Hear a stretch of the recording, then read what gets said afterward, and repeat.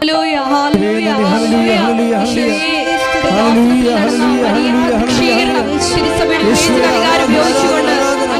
പഠനത്തിന് വേണ്ടി ഈ ആരാധന ഞങ്ങൾ പ്രത്യേകം പ്രാർത്ഥിക്കുന്നു. അതുവഴി ഈശോയെ അനേകായിരം മക്കൾക്ക് മരിയൻ സമാശ്വാസവും സന്ധിപ്പും അനുഭവവേദ്യമാകുവാൻ ഇടയാക്കണമേ. പ്രിയമുള്ളവരെ, ഉടമ്പടി ധ്യാനം, മരിയൻ ഉടമ്പടി ധ്യാനമാണ് എല്ലാ ചൊവ്വാഴ്ചയും നമ്മൾ കൂടുന്നത്. ഉടമ്പടി ധ്യാനം അന്വേഷിക്കുന്നത് ജീവിതത്തിൻ്റെ ദൈവത്തിൻ്റെ ഇടപെടലുകളും ഒരു വചനാധിഷ്ഠിതമായ ജീവിത സാക്ഷ്യത്തിന് നമ്മളെ അതെങ്ങനെ ഒരുക്കുന്നു, അതെങ്ങനെ അനുഗ്രഹമായി മാറുന്നു, കൃപയായി മാറുന്നു. അങ്ങനെ ആത്യന്തികമായ ചില ജീവിത വിഷയങ്ങളാണ് എപ്പോഴും ഉടമ്പടിയിൽ നമ്മൾ ധ്യാനിക്കുന്നത്. ഇന്ന് നമ്മൾ ധ്യാനിക്കാൻ പോകുന്ന വിഷയം തോബിയാസിൻ്റെ ജീവിതമാണ്. ബൈബിളിലെ തോബിയാസ് എന്ന് മാത്രം പേര് പറഞ്ഞൊരു പുസ്തകമുണ്ട്. ഭയങ്കരമായ ഒരു പുസ്തകമാണ്. ഇടയ്ക്ക് നിങ്ങൾ വായിക്കുന്നത് നല്ലതാണ്. ഒരു മനുഷ്യൻ, ദൈവഭയമുള്ളൊരു മനുഷ്യൻ എങ്ങനെയാണ് ലോകകാര്യങ്ങളെ സമീപിക്കുന്നത്. It's great and wonderful. ഒരു ദൈവ പൈതലെ വ്യത്യസ്തമായ ജീവിതത്തിൻ്റെ കാലാവസ്ഥകളിലെ എങ്ങനെയാണ് നിറഭേദമില്ലാതെ ദൈവതിരുസന്നിധിയിൽ മങ്ങലേൽക്കാതെ നിൽക്കണത്. എനിക്ക് ഏറ്റവും ഇഷ്ടപ്പെട്ട വചനങ്ങളൊന്ന് തോബിയാസ് 1:3 ഭയങ്കര രസമുള്ള വചനമാണ്. അദ്ദേഹത്തിൻ്റെ സെൽഫ് ഇൻട്രൊഡക്ഷനാണ്, സ്വയം നമ്മളെ പരിചയപ്പെടുത്തണമാണ്. എന്താണ്? ഞാൻ തോബിയാസ്. അത് കേൾക്കുമ്പോൾ തന്നെ നമുക്കൊരു രസം തോന്നും. തോബിയാസ് 1:3, ഞാൻ തോബിയാസ്. ഇനി അദ്ദേഹത്തെക്കുറിച്ച് അദ്ദേഹം പറയുന്ന കാര്യങ്ങൾ രസമാണ്. എന്താണ്? ജീവിതകാലം അത്രയും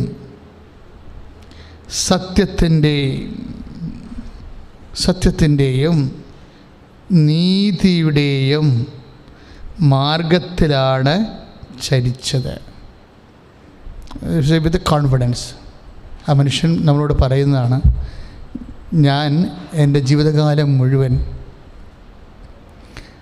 സത്യത്തിലും നീതിയിലുമാണ് ചരിച്ചതെന്ന്. പക്ഷേ ഞാനത് ആ പുസ്തകം നമ്മൾ മൊത്തം വായിക്കുമെന്നൊക്കെ മനസ്സിലാകണത് ഒരു ദൈവ പൈതൽ ആ സത്യവും നീതിയേക്കാളും തോബിയാസിൻ്റെ ആധ്യാത്മിക നിലവാരം വളരെയേറെ ഉയർന്നതാണ്.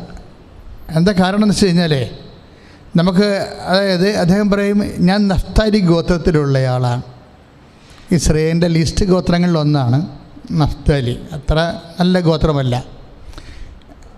അത് അദ്ദേഹത്തിൻ്റെ വർത്തമാനത്തിൽ തന്നെ ഉണ്ട്. നഫ്താലിയുടെ എൻ്റെ ചാർച്ചക്കാരും ബന്ധുക്കളും സ്വന്തപ്പെട്ടവരും ഒക്കെ ബാലിനെ ആരാധിക്കാൻ പോയെന്ന്.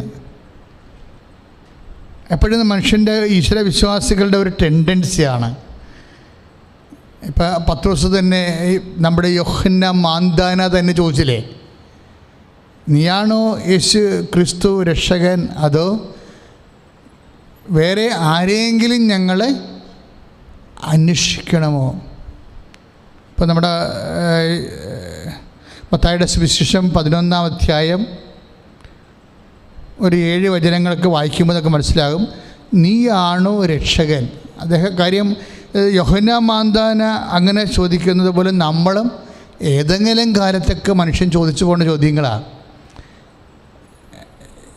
കാരണം ഉടമ്പടി ധ്യാനത്തിൽ നമ്മളെപ്പോഴും ഡിസ്കസ് ചെയ്യണത്, ഒരു മനുഷ്യൻ അവൻ്റെ ജീവിത വ്യാപാരങ്ങളിൽ ഏതെങ്കിലും കാലത്ത് ദൈവതിരുസന്നിധിയിൽ അറിഞ്ഞുകൊണ്ടോ അറിയാതെയോ ഉന്നയിക്കുന്ന ചില ജീവിത ദുർഘടഘട്ടങ്ങളാണ്. അപ്പം ഇദ്ദേഹം പറയണത്, ഞാൻ നഫ്താലി ഗോത്രക്കാരനാണ്, എൻ്റെ ചാർച്ചക്കാരെല്ലാവരും തന്നെ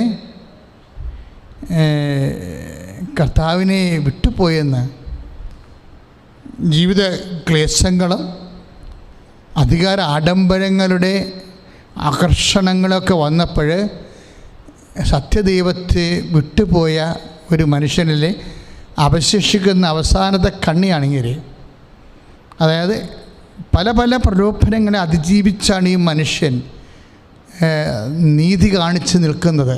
അതാണ് ഞാൻ പറഞ്ഞു, ഞാൻ തോബിയാസാണ്, ജീവിതകാലം മുഴുവൻ നീതിയും സത്യവും നിറവേറ്റി. എന്ന് വെച്ചാൽ ദൈവത്തെ മുൻനിർത്തിയാണ് ഞാൻ അസറിയായിലേക്ക് എന്നെ തടങ്കലിൽ പിടിച്ചുകൊണ്ട് പോയപ്പോഴും അവിടെയുള്ളവരെല്ലാം നിഷിദ്ധമായ ഭക്ഷണം കഴിച്ചപ്പോഴും ഞാൻ കഴിച്ചില്ല. എന്താണ് കഴിക്കാതിരുന്നെന്ന് ചോദിച്ചാൽ എൻ്റെ ദൈവത്തെക്കുറിച്ചുള്ള ഓർമ്മയായിരുന്നു എൻ്റെ മനസ്സിലെന്ന്. അത് ഒരു വല്ലാത്ത വചനമാണ്. എല്ലാവരും നിഷിദ്ധമായ ഭക്ഷണം കഴിച്ചപ്പോഴും എൻ്റെ കൂടെയുള്ളവരും കുടുംബത്തിലുള്ളവരും ഒക്കെ എല്ലാം നിഷിദ്ധമായ ഭക്ഷണം കഴിച്ചപ്പോഴും ഞാൻ പട്ടിണി നിന്നോ? എന്താണ് പട്ടിണി നിൽക്കാൻ കാരണം? എൻ്റെ കർത്താവിനെക്കുറിച്ചുള്ള ഓർമ്മയാണെന്ന്. അത് ഞാൻ വായിച്ചപ്പോൾ സത്യത്തിൽ എൻ്റെ കണ്ണ് നിറഞ്ഞു പോയി. കാര്യം ദൈവസ്നേഹമുള്ളവർ ആര് വായിച്ചാലും അത് നമുക്ക് കണ്ണ് നിറഞ്ഞു. അതായത് ആ മനുഷ്യൻ അപ്പോഴും പട്ടിണി നിൽക്കുന്നതിൻ്റെ പിന്നിലുള്ളത് എൻ്റെ കർത്താവിനെക്കുറിച്ചുള്ള ഓർമ്മയാണ്. ഇപ്പം നമ്മൾ ദിവ്യകുർബാനയുടെ ജീവിതം ജീവിക്കുന്നവരാണ് അല്ലേ ക്രൈസ്തവർ. അത് ആ ജീവിതം ഒരു ഓർമ്മപ്പടിയായിട്ടാണ് നമ്മൾ ജീവിക്കണത്. കർത്താവിനെക്കുറിച്ചുള്ള ഓർമ്മ ഒരു ഭക്തൻ്റെ ജീവിതത്തിൽ അവനെ മുന്നോട്ട് നയിക്കുന്ന ഏറ്റവും വലിയ കാര്യമാണ്. എന്ത്? കർത്താവിനെക്കുറിച്ചുള്ള ഓർമ്മ. പാപം ചെയ്യാതിരിക്കാനും കൃപയിൽ വളരാനുള്ള സുവിശേഷ സാക്ഷ്യ പ്രവർത്തികൾ ചെയ്യാനും നമ്മളെ പ്രേരിപ്പിക്കുന്ന അടിസ്ഥാന ഘടകം ഏതാണെന്ന് ചോദിച്ചാൽ കർത്താവിനെക്കുറിച്ചുള്ള ഓർമ്മയാണ്. പരിശുദ്ധാത്മാവ് നമുക്ക് നൽകുമ്പോഴും ഈശോ പറഞ്ഞത്, ഞാൻ പഠിപ്പിച്ചിട്ടുള്ളതെല്ലാം നിങ്ങളെ അനുസ്മരിപ്പിക്കുമെന്നാണ്. എൻ്റെ വാക്കും പ്രവൃത്തിയും നിങ്ങളെ അനുസ്മരിപ്പിക്കും. അതായത് ഒരു മനുഷ്യന് എന്താണെന്ന് ചോദിച്ചാൽ അദ്ദേഹത്തിൻ്റെ വേഴ്സ് ആൻഡ് ഡീഡ്സാണ് അല്ലേ. ഒരു മനുഷ്യൻ ആരാണ് എന്ന് ചോദിച്ചു കഴിഞ്ഞാൽ അദ്ദേഹത്തിൻ്റെ വാക്കുകളും പ്രവൃത്തികളുമാണ് അദ്ദേഹം. അപ്പോഴേ യേശുവിൻ്റെ വാക്കുകളും പ്രവൃത്തികളും നമ്മളെ അനുസ്മരിപ്പിക്കും എന്ന് പറഞ്ഞാൽ യേശുവിനെ അനുസ്മരിപ്പിക്കും എന്നർത്ഥം. ഇപ്പം യോഹന്നാൻ 14:26 എന്താ പരിശുദ്ധ ഈശോ പറയണത്? ഞാൻ യോഹന്നാൻ 14:26, അതായത് ഞാൻ പഠിപ്പിച്ചിട്ടുള്ളതെല്ലാം നിങ്ങളെ അനുസ്മരിപ്പിക്കും എന്ന് വെച്ചാൽ എൻ്റെ വാക്കും എൻ്റെ പ്രവൃത്തിയും നിങ്ങളെ അനുസ്മരിപ്പിക്കും. ഒരു വ്യക്തി എന്ന് പറയുന്നത് എന്താണ്? വാക്കും പ്രവൃത്തിയുമാണ്. എന്ന് വെച്ചാൽ അർത്ഥം എന്താണ്? പരിശുദ്ധാത്മാവ് യേശുവിനെ നമ്മളെ അനുസ്മരിപ്പിച്ചു കൊണ്ടേയിരിക്കും. പ്രാർത്ഥിക്കുക. ആത്മാവേ, പരിശുദ്ധാത്മാവേ, ഞങ്ങളിലെ ഏത് നിമിഷവും കർത്താവിനെ അനുസ്മരിപ്പിച്ചുകൊണ്ട് ഇരിക്കാനുള്ള പരിശുദ്ധാത്മാവിനാൽ അഭിഷേകം ചെയ്യണം. പരമദിവ്യകാരുണ്യത്തിന് അപ്പോൾ എൻ്റെ ചാർച്ചക്കാര് നിഷിദ്ധമായ പാപത്തിൻ്റെ ഭക്ഷണം കഴിച്ചപ്പോഴും ഞാൻ അതിൽ നിന്ന് ഡിപ്രൈവായി നിന്നു. എന്താ കാരണം? തോബിത്ത് 1:12 കാരണം ദൈവത്തെക്കുറിച്ചുള്ള ഓർമ്മ. ഏറ്റു പറഞ്ഞേ, ദൈവത്തെക്കുറിച്ചുള്ള ഓർമ്മ എൻ്റെ മനസ്സിൽ നിറഞ്ഞു നിന്നു. അപ്പോൾ നീ ക്രിസ്ത്യാനിയാണെന്ന് പറഞ്ഞാൽ, ദൈവ പൈതലാണെന്ന് പറഞ്ഞാൽ അതെങ്ങനെ നമ്മൾ മനസ്സിലാക്കേണ്ടത്? ആണോ അല്ലയോ എന്ന്. ഉടമ്പടി എടുത്ത എല്ലാവരും ശരിക്കും ദൈവത്തോട് അബൈഡിങ് ആണല്ലേ. ഓരോ കാര്യങ്ങൾക്കും കർത്താവിനോട് ചേർന്ന് നിൽക്കുകയാണ്. ഈ ചേർന്ന് നിൽക്കുന്നത് എങ്ങനെയാണ്? ഒരു കാര്യം ചെയ്യുക, ചെയ്യാതിരിക്കുക, അതെങ്ങനെ ദൈവമഹത്വത്തെ ബാധിച്ചിരിക്കുന്നു എന്ന് നമ്മൾ ഓട്ടോമാറ്റിക്കായിട്ട് അറിയണമെങ്കിൽ എന്ത് ചെയ്യണം? ദൈവത്തെക്കുറിച്ചുള്ള ഓർമ്മ വേണം. എൻ്റെ മനസ്സ് മുഴുവനും ദൈവത്തെക്കുറിച്ചുള്ള ഓർമ്മ. ഏറ്റു പറഞ്ഞേ, കർത്താവേ, ഓരോ ദിവസവും ഉടമ്പടി ധ്യാനത്തിലെ പങ്കെടുത്തിട്ടുള്ള ഞങ്ങളുടെ മനസ്സ് ഓരോ നിമിഷവും അങ്ങേക്കുറിച്ചുള്ള ഓർമ്മയാൽ നിറഞ്ഞു നിൽക്കുവാൻ ഇടയാക്കണമേ. ശ്രുതികട ഹല്ലേലൂയ.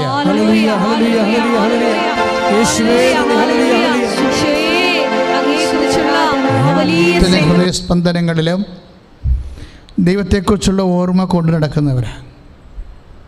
അതാണ് ദൈവ പൈതലെന്ന് പറയണത്. ബൈബിളിലെ ഏറ്റവും എനിക്കിഷ്ടപ്പെട്ട ഒരാളാണ് ഈ തോബിയാസ് എന്ന് പറയുന്നത്. പക്ഷേ ഈ മനുഷ്യൻ്റെ ജീവിതത്തിൽ ഇത്രയും ക്ലീനായിട്ടാണ് ജീവിക്കണത് അല്ലേ? ഇത്രയും ക്ലീനായിട്ട് ജീവിക്കുന്ന മനുഷ്യന് വിശുദ്ധിക്ക് വല്ല കുറവുണ്ടോ? വിശുദ്ധിക്ക് വല്ല കുറവുണ്ടോ? പുണ്യത്തിന് വല്ല കുറവുണ്ടോ? ഒരു കുറവില്ല. പുണ്യത്തിൻ്റെ കാര്യം പറയാതിരിക്കുകയാണല്ലേ. കാര്യം ഒരു ദിവസം പെന്തക്കോസ്താ ദിവസം വന്നു. 7 ആഴ്ച കഴിഞ്ഞ് വരുന്ന ദിവസമാണ് പെന്തക്കോസ്ത, 50-ാം തിരുനാൾ. 50-ാം തിരുനാൾ വന്ന ദിവസം ഈ മനുഷ്യൻ നല്ല ആഹാരങ്ങൾ ആ വീട്ടിൽ പാകം ചെയ്ത് കഴിക്കാൻ വേണ്ടി ഇരിക്കുക. കാര്യം ആ തിരുനാളിൻ്റെ മഹോത്സവത്തിൽ പെട്ടെന്നാണ് ആ ഭക്ഷണം ഇങ്ങനെ എടുക്കാൻ പോകുമ്പോൾ ഒരു മോശം വാർത്തയുമായിട്ട് സ്വന്തം മകൻ വരും, കൊച്ചു തോബിയാസ് വരും. കാര്യം ഈ കൊച്ചു തോബിയാസിനെ പറഞ്ഞു വിട്ടിരിക്കുകയാണ്. ഭക്ഷണമെല്ലാം റെഡിയാക്കി വെച്ചിട്ട് മകൻ തോബിയാസിനെ പറഞ്ഞു വിട്ടിരിക്കണത് എന്തിനാണെന്നറിയാവോ? നീ പട്ടണങ്ങളിലൊക്കെ ചെന്ന് നോക്ക്, വല്ല പാവപ്പെട്ടവരും ഉണ്ടെങ്കിൽ, ഇന്ന് ഭക്ഷണം കഴിക്കാത്തവരുണ്ടെങ്കിൽ അവരെ കുളിച്ചുകൊണ്ട് വരാൻ പറഞ്ഞു. ഞാൻ എപ്പോഴും ഓർക്കുവേ, ജീസസിന് മുമ്പ് എത്രയോ വലിയ നല്ല മനുഷ്യരിവിടെ ജീവിച്ചിരുന്നെന്ന്. ജീസസിന് മുമ്പ്, യേശുക്രിസ്തുവിന് മുമ്പ് എത്രയോ തങ്കപ്പെട്ട മനുഷ്യരിവിടെ ജീവിച്ചിരുന്നു. അത് എപ്പോഴും നിങ്ങൾ ചിന്തിക്കേണ്ട ഒരു കാര്യമാണ്. അപ്പോൾ നമുക്കൊരു കാര്യം വ്യക്തമാകും, ഇവിടെ തങ്കപ്പെട്ട മനുഷ്യരുടെ കുറവുണ്ടായിട്ടല്ല യേശു മനുഷ്യാവതാരം ചെയ്തത്. ചില ആൾക്കാർ പറയുവേ, ഇപ്പോൾ ക്രിസ്ത്യാനി ആയില്ലെങ്കിലും മഹാത്മാഗാന്ധി ക്രിസ്ത്യാനി ആയിരുന്നോ? മഹാത്മാഗാന്ധി ഒന്നും ക്രിസ്ത്യാനി അല്ലായിരുന്നു. മഹാത്മാഗാന്ധി ഒരിക്കലും ക്രിസ്ത്യാനി അല്ല. എന്താ കാര്യം? അദ്ദേഹം ക്രിസ്തു ഏകരക്ഷകനാണെന്ന് വിശ്വസിച്ചിട്ടില്ല. ജീവിത രീതികളൊക്കെ ഒരു പക്ഷേ നല്ലൊരു ജീവിത രീതി ആയിരിക്കാം, അറിയത്തില്ല, നമുക്കറിയത്തില്ല. കാര്യം മഹാത്മാഗാന്ധിയുടെ പേരക്കിടാവിനെ ഇന്ന് ജയിലിലിട്ടിട്ടുണ്ട്. ഇന്നത്തെ വാർത്ത അതാണ്, മഹാത്മാഗാന്ധിയുടെ പേരക്കിടാവിനെ ജയിലിലിട്ടു, പണം തിരിമറിവിനെ. അപ്പം മഹാത്മാഗാന്ധിയുടെ മകനെക്കുറിച്ച് പറയണത് അന്നേ തന്നെ കഞ്ചാവായിരുന്നു. അപ്പോൾ സ്വന്തം മകനും പേരക്കിടാങ്ങളൊക്കെ ഇങ്ങനെ വഴിതെറ്റി പോകുന്ന ഒരു ആളിൽ രാഷ്ട്രത്തിന് വേണ്ടി അദ്ദേഹം സേവനം ചെയ്തിട്ടുണ്ട്. കുടുംബപരമായ തകർച്ചയാണ് ശരിക്കും പറഞ്ഞാൽ. കാര്യം മക്കൾക്ക് നല്ല മാതൃക കൊടുത്താൽ മാത്രമേ മകനും പേരക്കിടാങ്ങളും ആ കുടുംബങ്ങളെല്ലാം ഇതുപോലെ വരത്തുള്ളൂ. ഞാൻ അദ്ദേഹത്തെ അത് കുറ്റപ്പെടുത്തി സംസാരിക്കുകയല്ല. പക്ഷേ അദ്ദേഹത്തിൻ്റെ നന്മകൾ രാഷ്ട്രത്തിന് നന്മ ചെയ്തു എന്നുള്ള കാര്യം വലിയ കാര്യമാണ്, വലിയ കാര്യം തന്നെ. നമ്മൾ അദ്ദേഹത്തെ രാഷ്ട്രപിതാവെന്ന് വിളിക്കുന്നു, നമ്മൾ അംഗീകരിക്കുകയും ചെയ്യുന്നുണ്ട്. അത് വിളിക്കുക മാത്രമല്ല, അത് ശരിയാണെന്ന് നമ്മൾ അംഗീകരിക്കുകയും ചെയ്യുന്നുണ്ട്. പക്ഷേ അതുപോലെ നല്ല മനുഷ്യരൊക്കെ ഈ ഭൂമിയിലുണ്ടാവും. ഈ നല്ല മനുഷ്യരുടെ കുറവുണ്ടായിട്ടല്ല ക്രിസ്തു ഈ ഭൂമിയിൽ മനുഷ്യാവതാരം ചെയ്തത്. അത് നമ്മളെപ്പോഴും മനസ്സിലാക്കും. പിന്നെ എന്തിനു വേണ്ടി ക്രിസ്തുവിൻ്റെ മനുഷ്യാവതാരം സംഭവിച്ചതെന്ന് വെച്ചാൽ മാനവരക്ഷയാണ് എൻ്റെ പ്രശ്നം. യേശുക്രിസ്തു ക്രൂശിക്കപ്പെട്ടതും ഉയർത്തെഴുന്നേറ്റതും സഭ സ്ഥാപിച്ചതും ഇവിടെ നല്ല മനുഷ്യരില്ലാഞ്ഞതിൻ്റെ പേരിലല്ല. പിന്നെന്താണ്? ഇവിടെ മനുഷ്യൻ്റെ ആത്മാവിൻ്റെ വീണ്ടെടുപ്പാണ് പ്രധാനപ്പെട്ട വിഷയം. പാപപങ്കിതമായ പ്രകൃതിയുള്ളവർക്ക് നിത്യരക്ഷ നഷ്ടപ്പെട്ടപ്പോൾ സ്വന്തം ജീവൻ നൽകിക്കൊണ്ട് പരിഹാര പ്രവർത്തികൾ മനുഷ്യന് വേണ്ടി പരിഹാരം ചെയ്തു.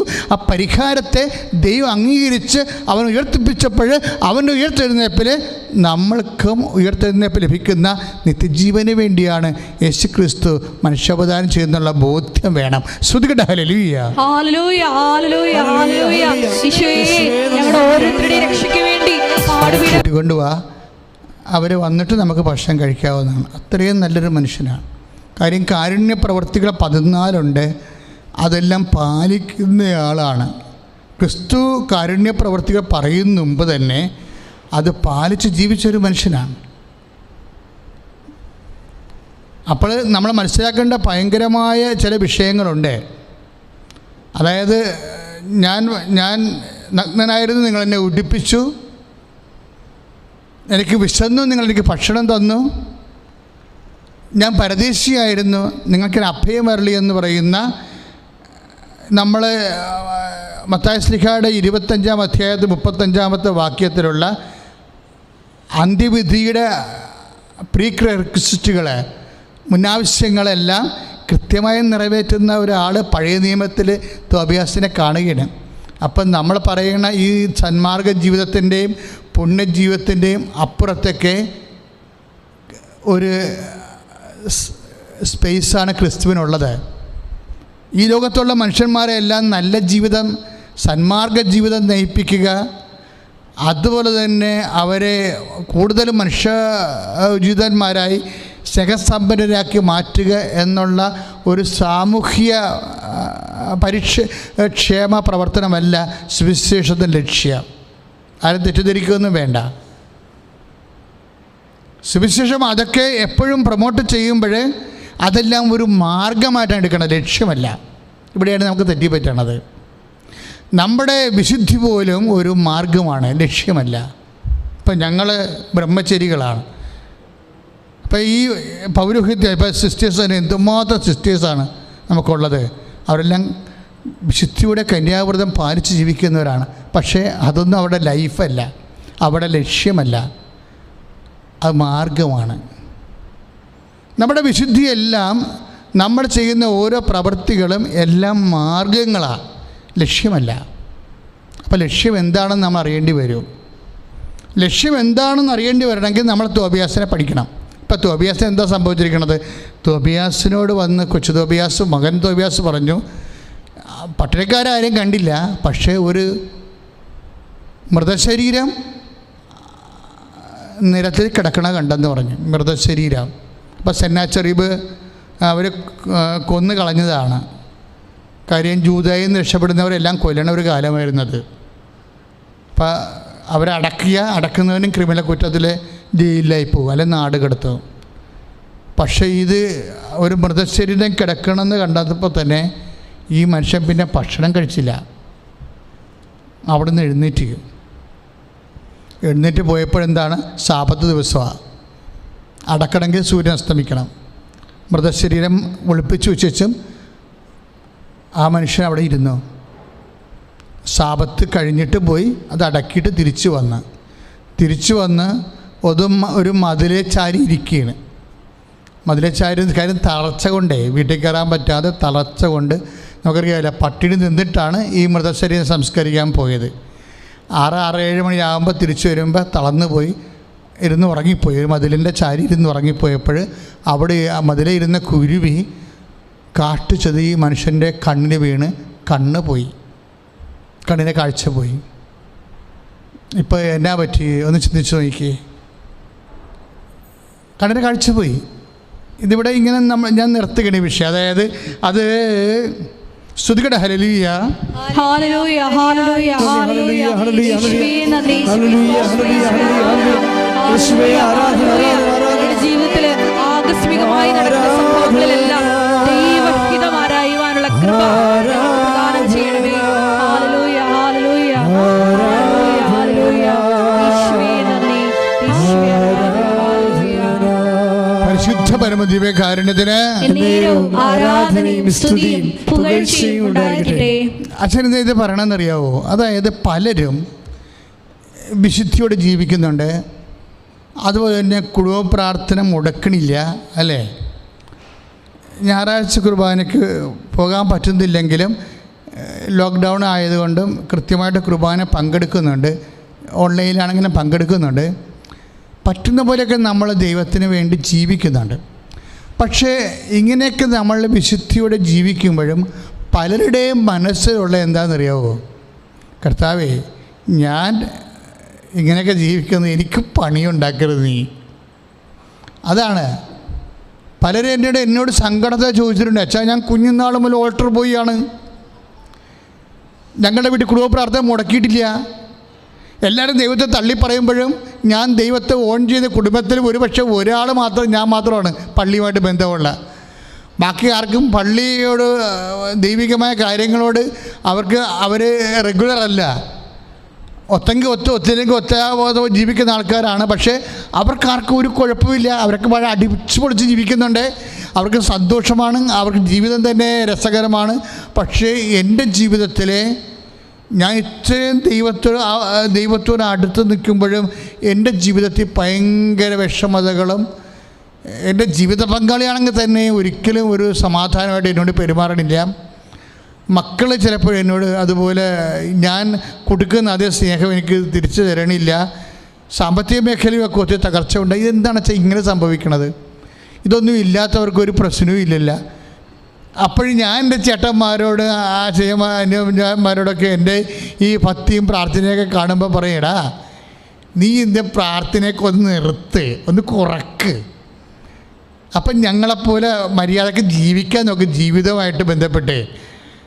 അല്ലെങ്കിൽ ഈ അധികം ദൈവത്തെ നമ്മുടെ അധികം അടുപ്പിച്ച് കഴിഞ്ഞാൽ നമുക്ക് പണി കിട്ടും. അതൊക്കെ ആർക്കറിയാൻ പാടില്ലാത്തത്. ഞങ്ങളെ കണ്ടില്ലേ, ദൈവത്തിന് ഒരു പരിധി വരെ പുറത്തേ നിർത്തത്തുള്ളൂ. ഒത്തിരി അടുപ്പവുമില്ല, ഒത്തിരി അകുലവുമില്ല. അങ്ങനെ ഒരു റെസ്പെക്റ്റബിൾ ഡിസ്റ്റൻസ് അങ്ങ് കീപ്പ് ചെയ്താൽ മതി എന്നാണ് ചേട്ടന്മാരും എന്നെ ഉപദേശിക്കുന്നത്. സത്യം പറഞ്ഞാൽ എന്താണ് ഞാനും ചാകും, കുറച്ച് കഴിയുമ്പോൾ അവരും ചാകും.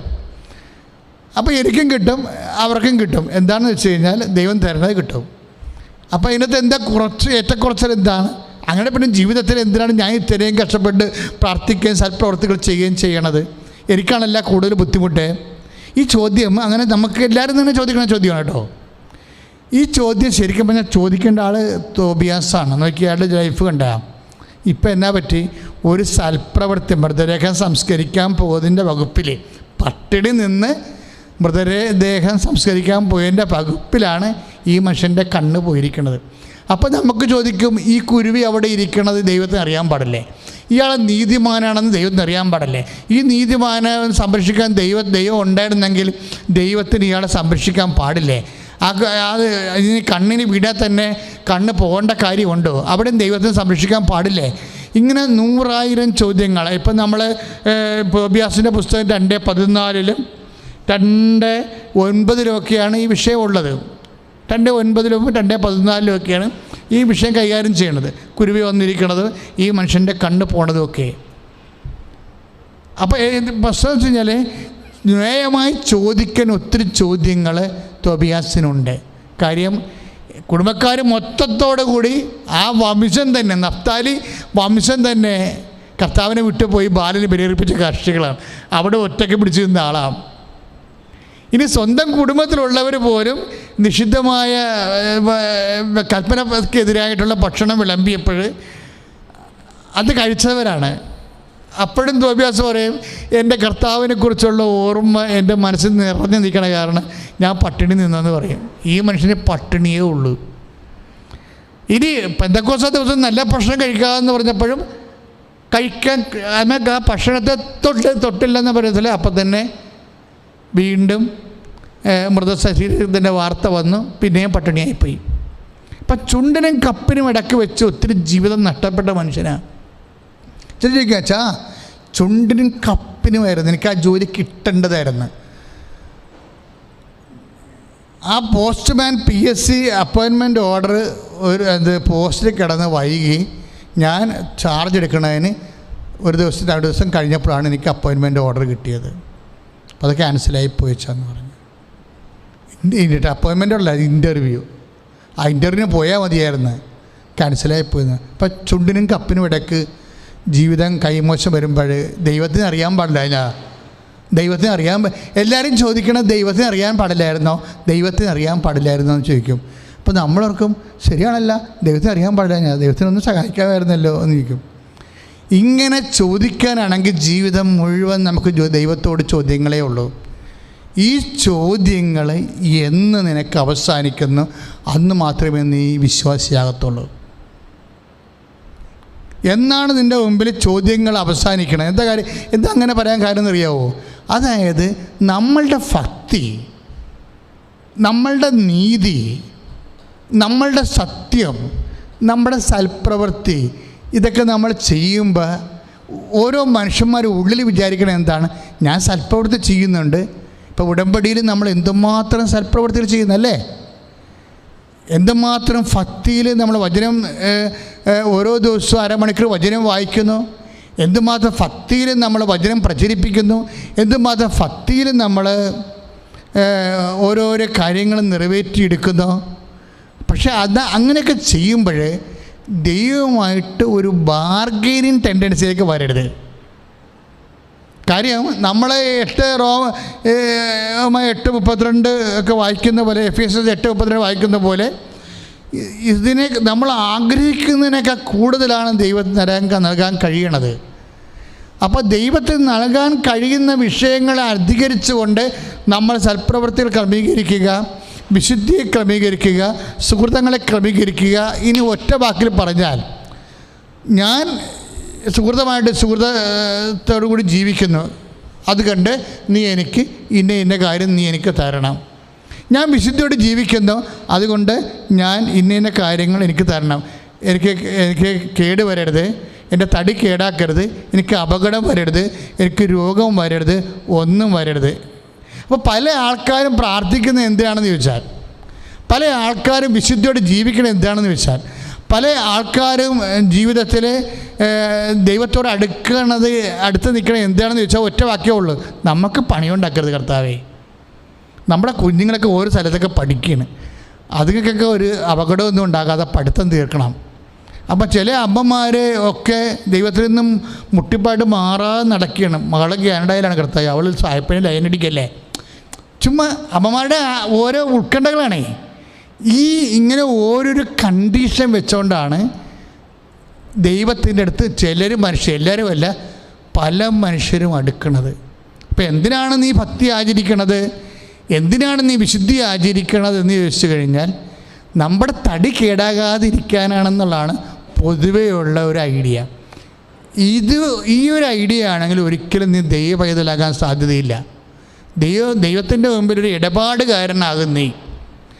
ഇന്നത്തെ പല വിശ്വാസികളുടെയും പ്രശ്നം എന്താണെന്ന് വെച്ച് കഴിഞ്ഞാൽ, വിശ്വാസികളില്ല, ദൈവപൈതലുമില്ല, ദൈവവുമായിട്ടൊരു ഇടപാടുള്ളവരുണ്ട്, ഇടപാടുകാരുണ്ട്. ലോകത്തിൽ എനിക്ക് തോന്നിയിട്ട് ഞാൻ 32 വർഷമായി ഞാൻ ഈ കൗൺസിലിംഗ് ശുശ്രൂഷയിലിരിക്കുന്നത്. അപ്പോൾ എനിക്ക് മനസ്സിലായൊരു സത്യം, ഓരോരോ കാലം ചെല്ലുന്തോറും വിശ്വാസികൾ കുറയുന്നു, ദൈവ പൈതൽ കുറയുന്നു, പക്ഷേ ഇടപാടുകാർ കൂടുന്നു. ഓരോ ദൈവ പൈതലും കാലാന്തരത്തിൽ ഇടപാടുകാരായിട്ട് മാറുന്നു. ഇന്ന് ദൈവത്തിൻ്റെ അനുഭവം നമുക്കില്ലാത്തതിൻ്റെ നമ്മളിന്ന് ദൈവാനുഭവം എന്ന് വിളിക്കുന്നത് മുഴുവനും കല്യാണം നടന്നു, വീട് കിട്ടി, അല്ലെങ്കിൽ കുഞ്ഞുങ്ങളെ കിട്ടിയെന്ന് പറയുന്ന ഭൗതിക ആനുകൂല്യം കൈപ്പറ്റതിൻ്റെ പേരിൽ ദൈവാനുഭവം, അത് ദൈവ അനുഗ്രഹം എന്നാണ് അതിനെ വിളിക്കുന്നത്. ദൈവാനുഭവം അല്ലത്, അത് വേറെ. ദൈവത്തിൻ്റെ അനുഗ്രഹമാണ്, ഫിസിക്കൽ ഫേവേഴ്സാണ്. ദൈവ അനുഗ്രഹവും ദൈവ അനുഭവവും രണ്ടും രണ്ടാണ്. ഇന്ന് പലപ്പോഴും ദൈവാനുഭവം എന്ന് പറയണത് ദൈവാനുഗ്രഹത്തിനെയാണ്. ദൈവാനുഗ്രഹം എന്ന് പറയുന്നത്, ബ്ലെസ്സിങ്സ് എന്ന് പറയുന്നത് ഫിസിക്കൽ ഫേവേഴ്സാണ്. ഫിസിക്കൽ ഫേവേഴ്സ് എന്ന് പറയുന്നത് എന്തിനാണ്? ഭൗതിക ആനുകൂല്യങ്ങൾ. ഭൗതിക ആനുകൂല്യങ്ങൾ എന്തിനു വേണ്ടിയുള്ളതാണ്? ശരീരത്തിന് വേണ്ടിയുള്ളതാണ്. ഉദരമാണ് അവരുടെ ദൈവമെന്ന് പറയത്തില്ലേ? റോമാലേഖനത്തിലുള്ളതാണ്, ഉദരമാണ് അവരുടെ ദൈവം. എന്നുവെച്ചാൽ അവരുടെ അതായത് ശരീരബന്ധിയായിട്ടുള്ള വിഷയങ്ങളാണ് അവർക്കുള്ളതെല്ലാം. എന്താ കുഴപ്പം? ദൈവം രണ്ടിനെയും നശിപ്പിക്കുമെന്ന്, ഉദരത്തെയും നശിപ്പിക്കും, ആ വ്യക്തിയെയും നശിപ്പിക്കും. എന്താ കാര്യം? അവസാന കാലങ്ങളിലെല്ലാം ഇങ്ങനെ ചിലപ്പോൾ ദ്രവിച്ചു തീരുകയോ അല്ലെങ്കിൽ കത്തിത്തീരുകയോ ചെയ്യും. മനുഷ്യൻ ഇന്ന് കത്തിത്തീരുന്ന കാലമാണ്. കൺമേക്കിൽ നിൽക്കുന്ന ജീവനോടെ എഴുന്നേറ്റ് നടന്ന ആൾക്കാർ ഒരു സെക്കൻഡ് കൊണ്ട് നമ്മുടെ മുമ്പിൽ കിടന്ന് കത്തണ കാണാം. ഇങ്ങനെ ഒരു കാലം ഒരിക്കലും ഉണ്ടായിട്ടില്ല. മനുഷ്യന് ഏറ്റവും ആരോഗ്യവാനും സൗന്ദര്യമുള്ളവരും കിടന്ന് കത്തുന്ന കാലം. ഇനി നമ്മുടെ കാലം എപ്പോഴാണ് നമുക്കറിയത്തില്ല. എന്നിട്ടും മനുഷ്യന് മനസ്സാന്തരമില്ല. അതായത് എന്താ പ്രശ്നം എന്ന് വെച്ച് കഴിഞ്ഞാൽ, എപ്പോഴും നമ്മൾ ചിന്തിക്കേണ്ടത് നമ്മൾ ദൈവദൃഷ്ടിയിൽ ഇടപാടുകാരല്ല. പിന്നെ എന്താണ്? പിന്നെ ആരാണ്? ഒരു വിശ്വാസി ഇടപാടുകാരനല്ല. നീ ഉടമ്പടി ചെയ്യുന്ന വ്യക്തി ദൈവത്തോട് ഇടപാടാണ് ചെയ്യണമെന്നുണ്ടെങ്കിൽ നീ ഒരു കാലത്തും ദൈവത്തെ അനുഭവിക്കത്തില്ല, പക്ഷെ അനുഗ്രഹം നിനക്ക് ലഭിക്കും. ഉടമ്പടി ചെയ്യുന്ന വ്യക്തികൾക്ക് അനുഗ്രഹത്തിൻ്റെ കൂടെ അവന് അനുഭവം ഉണ്ടാകണമെന്നുണ്ടെങ്കിൽ നമ്മളുടെ അൺകണ്ടീഷനായിട്ട്, അതായത് നമ്മൾ ദൈവത്തിരുസനിൽ ആചരിക്കുന്ന വിശുദ്ധി. ഇപ്പോൾ വിശുദ്ധിയെക്കുറിച്ച് വ്യത്യസ്തങ്ങളായ കാഴ്ചപ്പാടാണ് ബൈബിൾ വെച്ച് പുലർത്തുന്നത്. വിശുദ്ധിയെക്കുറിച്ച് ഇപ്പോൾ പഴയ നിയമത്തിലാണെങ്കിൽ വിശുദ്ധി എന്താണെന്ന് ചോദിച്ചു കഴിഞ്ഞാൽ ഉടനെ ലേവ്യ പുസ്തകമാണ് അതിനെക്കുറിച്ച് സംസാരിക്കുന്നത്. ലേവ്യ പുസ്തകം പറയും, കൽപ്പന തന്നിട്ടുണ്ട്, നിൻ്റെ ജഡിക ശാരീരിക മ്ലേച്ഛതകളെ കൽപ്പന പ്രകാരം ദഹിക്കണമെങ്കിൽ നിനക്ക് വിശുദ്ധിയോടെ വ്യാപരിക്കാൻ പറ്റും. നമ്മൾ ഹെബ്രായർ 18-20 വചനങ്ങളൊക്കെ ആ വചനമാണ്. അതായത് മ്ലേച്ഛതകളെന്ന് പറയും ശാരീരികമായ ശരീരത്തെ അടിസ്ഥാനപ്പെടുത്തി നടക്കുന്ന അശുദ്ധ പാപങ്ങളെല്ലാം ബൈബിൾ വിളിക്കണം മ്ലേച്ഛതകളെന്നാണ്. ഈ മ്ലേച്ഛതകൾ അവസാനിപ്പിക്കാൻ വേണ്ടിയാണ് കൽപ്പന കൊടുത്തിരിക്കുന്നത്. 10 കൽപ്പന പോലും നിൽക്കണത് എന്താ? വ്യഭിചാരം ചെയ്യരുത്, കൊല്ലരുത്, മോഷ്ടിക്കരുത് എന്നൊക്കെ പറയുന്ന മ്ലേച്ഛതകളാണ്. എന്നിട്ട് വിശുദ്ധിയെക്കുറിച്ച് പറഞ്ഞത് എന്താണെന്ന് വെച്ച് കഴിഞ്ഞാൽ പഴയ നിയമത്തിൻ്റെ കൺസെപ്റ്റ് എന്താണെന്ന് വെച്ചാൽ ഈ നിയമപ്രകാരം ജീവിതത്തിൻ്റെ മ്ലേച്ഛതകൾ, ജഡിക മ്ലേച്ഛതകൾ ഒഴിവാക്കിയാൽ നീ വിശുദ്ധിയുള്ള വ്യക്തിയായി മാറും. അതിന് കാരണം ബൈബിൾ പറയണത് ദൈവം വിശുദ്ധനാണ്, അത് കാരണം നിങ്ങളും വിശുദ്ധിയുള്ളവരായിരിക്കണം. പക്ഷെ ആ വിശുദ്ധിയുടെ കൺസെപ്റ്റ് എന്താണ്? അപ്പോൾ അക്കാലങ്ങളിലുള്ള മനുഷ്യർക്ക് മനസ്സിലാക്കാൻ വേണ്ടി അവന് നിരന്തരമായിട്ട് അവൻ അനുഭവിച്ചുകൊണ്ടിരിക്കുന്ന വിഷയങ്ങൾ, ശരീരത്തിൽ അനുഭവിച്ചുകൊണ്ടിരിക്കുന്ന പ്രലോഭനങ്ങൾ, ശരീരത്തിൻ്റെ ഋതുമതിയായ സ്ത്രീ പോലും അവിശുദ്ധമായിട്ട് കണ്ടിരുന്നൊരു കാലമുണ്ട്. അന്നത്തെ കാലത്തിൻ്റെ കൺസെപ്റ്റാണത്. അതെല്ലാം അവിശുദ്ധിയുടെ പട്ടികയിൽ പെടുത്തി വച്ചിരിക്കുക. കാലം അതായിരുന്നു. മനുഷ്യൻ ദൈവത്തിലെ അറിവിൽ വളരുന്നതനുസരിച്ച് കൊണ്ട് വിശുദ്ധിയുടെ കൺസെപ്റ്റിന് വ്യത്യാസം വന്നിട്ടുണ്ട്. പുതിയ നിയമം എന്നൊക്കെ പറയുമ്പോൾ ഹെബ്രായർ 12 നമ്മൾ വായിക്കുന്നതാണ്. എന്താണ്? വിദ്വേഷത്തിൻ്റെ വേര് വളർന്ന്, ഹെബ്രായർ 12:15 വിദ്വേഷത്തിൻ്റെ വേര് വളർന്ന് അശുദ്ധരാകാതിരിക്കാൻ സൂക്ഷിച്ചുകൊള്ളുവിൻ. അപ്പോഴെന്താണ് അവിടെ ബാഹ്യമായ അവിശുദ്ധമായിട്ടുള്ള ക്ലീൻനെസ്സിൻ്റെ കാര്യങ്ങളെക്കാൾ ഉപരി നേരെ ആന്തരികമായി മാറി. ഒരു വ്യക്തിയോട് നമുക്ക് വിദ്വേഷമുണ്ടെങ്കിൽ നമ്മൾ അശുദ്ധരായി മാറി. വിദ്വേഷത്തിൻ്റെ വേരിനുള്ള പ്രശ്നം അത് പൗലോസ് പറയണ പോലെ സൂര്യൻ അസ്തമിക്കണ മുമ്പ് പറഞ്ഞു തീർത്തില്ലെങ്കിൽ ആ വേര് വളരാൻ തുടങ്ങും. വിദ്വേഷത്തിൻ്റെ വേര് വളർന്ന് അശുദ്ധരാകാതിരിക്കാൻ ശ്രദ്ധിക്കുവാൻ. വിദ്വേഷത്തെക്കുറിച്ച് പറഞ്ഞപ്പോൾ പൗലോസ് പറയും സൂര്യൻ അസ്തമിക്കണ മുമ്പ് നീ ആ വിഷയം പറഞ്ഞു തീർക്കണം, അല്ലെങ്കിൽ എന്താ പറ്റും? രാത്രി വരും. സന്ധ്യ അസ്തമയം കഴിഞ്ഞാൽ പിന്നെ രാത്രിയല്ലേ.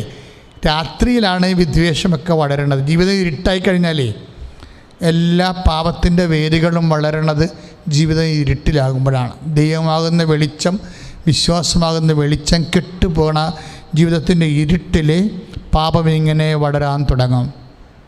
അതുകൊണ്ട് പറയും, കർത്താവ് എപ്പോഴും പറയും, പകലായിരിക്കുവോളൂ ഞാൻ എന്നെ അയച്ചവൻ്റെ പ്രവൃത്തി ചെയ്യേണ്ടിയിരിക്കുന്നു.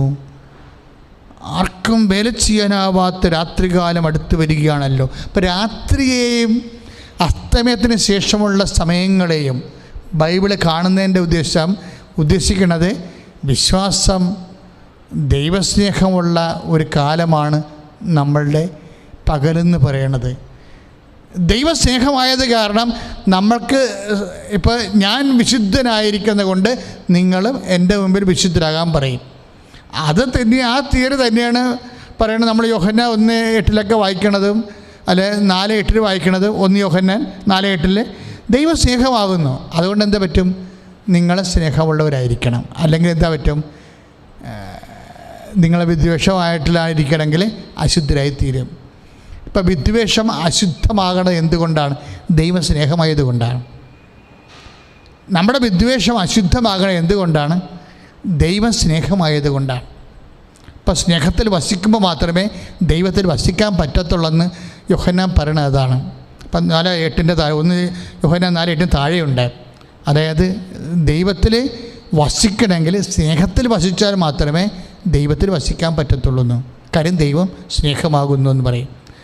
അപ്പം നമ്മുടെ വിദ്വേഷം എന്തുകൊണ്ടാണ് പാപമാകണത്? ദൈവം സ്നേഹമായത് കൊണ്ടാണ്.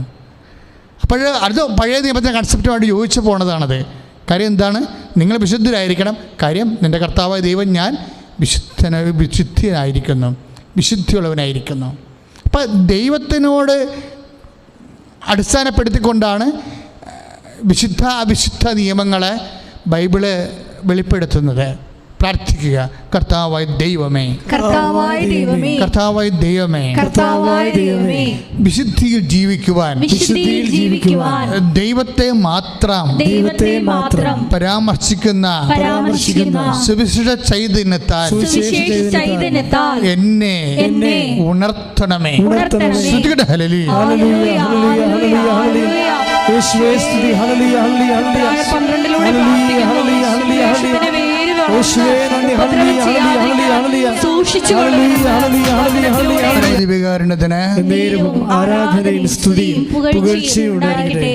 ഇനി നിങ്ങളോട് ഞാൻ ഈ ആഴ്ച ധ്യാനിച്ച വിഷയം പറയാം. ഞാൻ ഈ ആഴ്ചയിൽ കർത്താവിൻ്റെ സുവിശേഷം 17-ാം അധ്യായം, യോഹന്നാൻ്റെ 17-ാം അധ്യായം 17, 18, 19, 20 വചനങ്ങളാണ് ധ്യാനിച്ചത്. കാര്യം ആ വചനം ധ്യാനിച്ചുകൊണ്ടാണ് ഞാൻ തോബിയാസിലേക്ക് പോകാൻ കാരണം. കാര്യം ഈ വചനത്തിൽ ക്രിസ്തു വിശുദ്ധിക്ക് വേണ്ടി പ്രാർത്ഥിക്കുന്നുണ്ട്. അതാണ് എൻ്റെ രസം. ക്രിസ്തു ഈ മനുഷ്യരാശി കണ്ടതിൽ വെച്ച് ഏറ്റവും വിശുദ്ധനായ ദൈവത്തിൻ്റെ പുത്രൻ തമ്പുരാനായ ക്രിസ്തു വിശുദ്ധിക്ക് വേണ്ടി പ്രാർത്ഥിക്കുന്നുണ്ട്. അപ്പോൾ അതെന്ത് വിശുദ്ധിയായിരിക്കും? അതായത് 17 യോഹന്നാൻ്റെ സുവിശേഷം, അവരെ അങ്ങ് സത്യത്താൽ വിശുദ്ധീകരിക്കണമേ, അവരെ അങ്ങ് സത്യത്താൽ വിശുദ്ധീകരിക്കണമേ. ഏറ്റു പറഞ്ഞേ, അവരെ അങ്ങ് സത്യത്താൽ വിശുദ്ധീകരിക്കണമേ. അപ്പോഴേ അടുത്ത വചനം എന്ന് വെച്ചാൽ അങ്ങയുടെ വചനമാണല്ലോ സത്യം. അപ്പോഴേ എന്താ ഈശോ ഉദ്ദേശിക്കണത്? അവരെ അങ്ങ് വചനത്താൽ വിശുദ്ധീകരിക്കണമേ എന്നാണ്. ഇനി വചനം എന്താണെന്ന് അറിയണം. അതിന് താഴെ 17, 18 അങ്ങ് എന്നെ ലോകത്തിലേക്ക് അയച്ചതുപോലെ ഞാനും അവരെ ലോകത്തിലേക്ക് അയച്ചിരിക്കുന്നു. ഇനി 17, 19 വചനം ശ്രദ്ധിക്കണം. അവരും സത്യത്താൽ വിശുദ്ധീകരിക്കപ്പെടേണ്ടതിന് അവർക്ക് വേണ്ടി ഞാൻ എന്നെ തന്നെ വിശുദ്ധീകരിക്കുന്നു. Praise the Lord.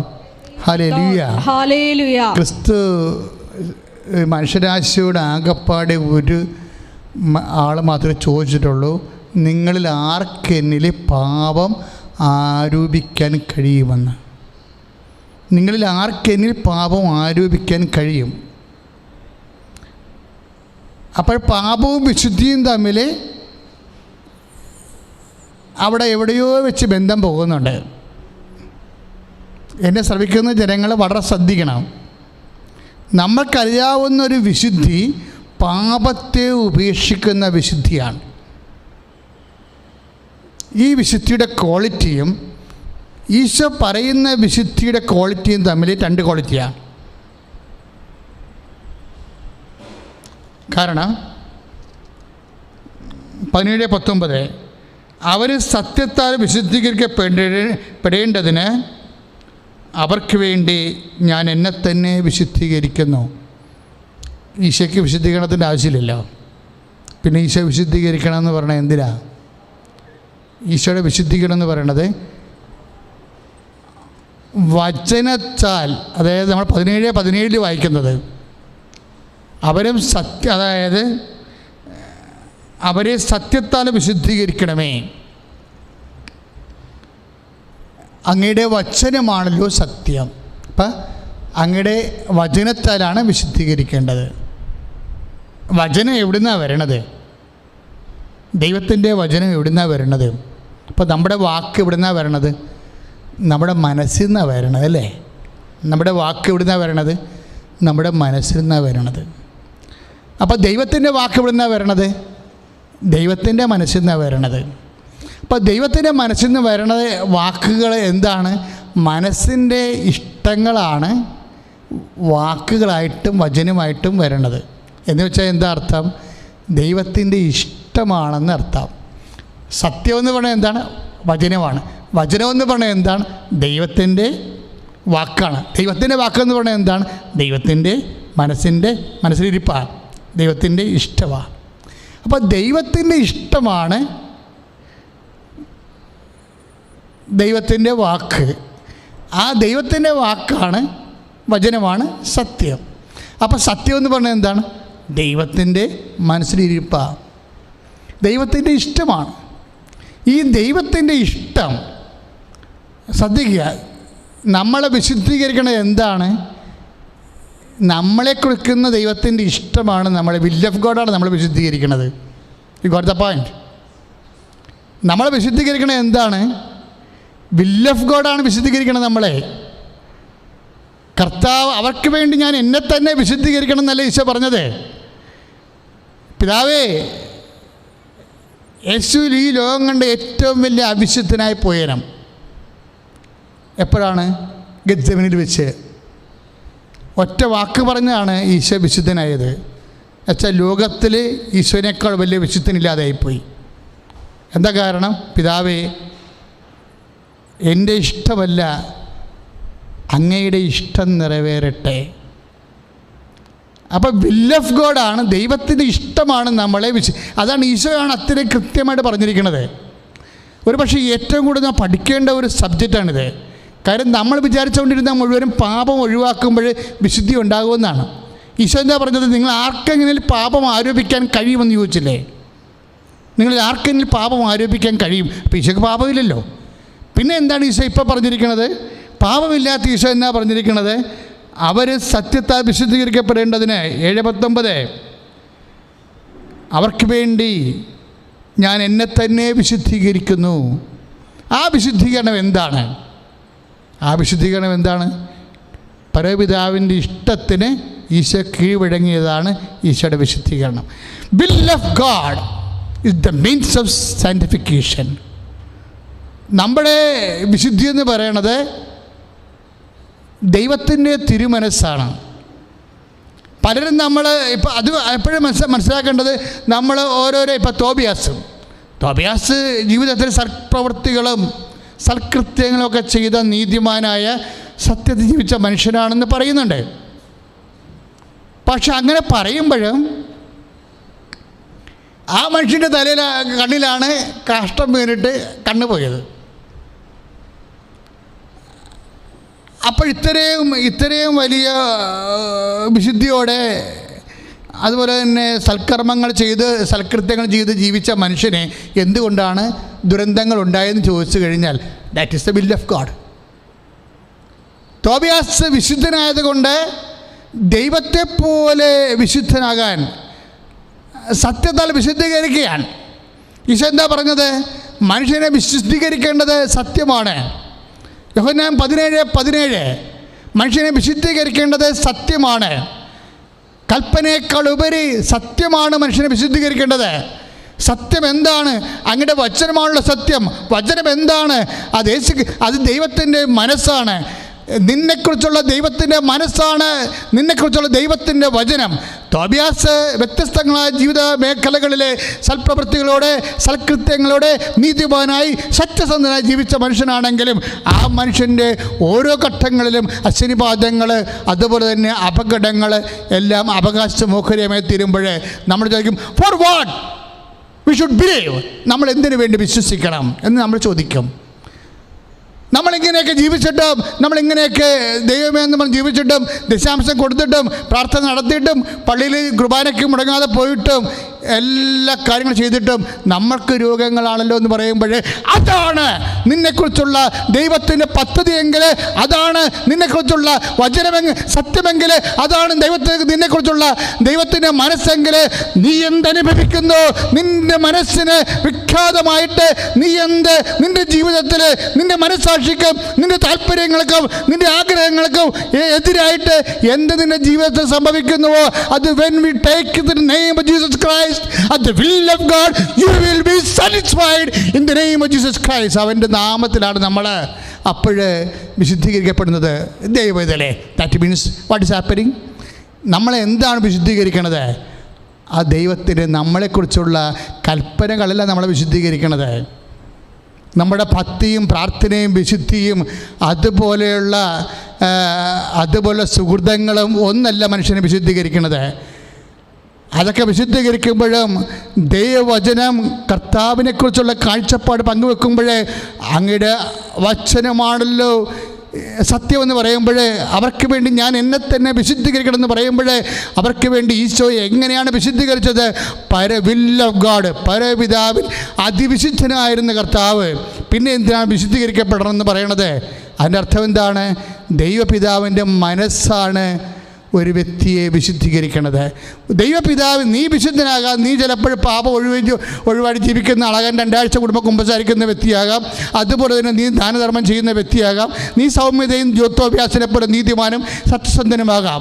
പക്ഷേ നിൻ്റെ ജീവിതത്തിൽ ദൈവഹിതമായിരിക്കത്തില്ല. അത് നിന്നെ വിശുദ്ധീകരിക്കണത് ദൈവഹിതമാണെങ്കിൽ, അങ്ങനെയൊക്കെ വിശുദ്ധിയോടെ നീതിയോടെ സമാധാനത്തോടെ ജീവിച്ചു പോകുമ്പോൾ തന്നെ നിൻ്റെ ഇഷ്ടത്തിന് അനിഷ്ടമായിട്ട് എന്തെങ്കിലും ഒരു ജീവിതാനുഭവങ്ങൾ നിൻ്റെ ജീവിതത്തിൽ വന്നു കഴിയുമ്പോൾ, if you take in the name of Jesus Christ, കർത്താവിൻ്റെ നാമത്തിലാണ് നമ്മൾ ദൈവത്തിൻ്റെ മനസ്സ് പോലെ, എന്നെക്കുറിച്ചുള്ള മനസ്സ് പോലെ, ദൈവത്തിൻ്റെ മനസ്സ് പോലെ ഞാൻ അക്സെപ്റ്റ് ചെയ്യണമെങ്കിൽ ആ ഒരു അശനിപാതം നിന്നെ വിശുദ്ധീകരിക്കാം. എന്താ കാര്യം? അതാണ് നിന്നെ സംബന്ധിച്ചുള്ള വചനം, അതാണ് നിന്നെ സംബന്ധിച്ചുള്ള സത്യം.